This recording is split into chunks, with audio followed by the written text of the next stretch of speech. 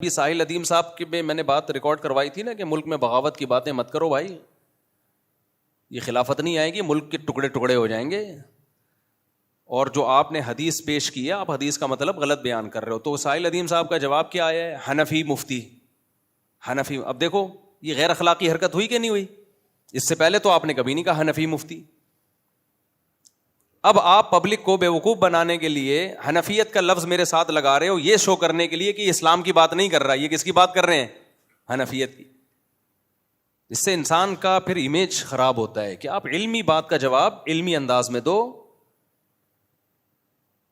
اور دیوبندی تو ہم اپنے نام کے ساتھ ویسے ہی نہیں لگاتے, ہمارے کابر لگاتے ہی نہیں ہیں. جنہوں نے لگایا تو وہ ان کا ذاتی عمل ہے. دیوبندی تو کوئی مسلک تھوڑی ہے, اصل میں تو مکاتب فکر جو اہل سنت والجماعت کے ہیں وہ کتنے ہیں؟ وہ 4 ہیں, حنفی, مالکی, شافعی, حنبلی. دیوبندی تو ہندوستان میں بریلویوں سے فرق کرنے کے لیے ان کو کہا جانے لگا.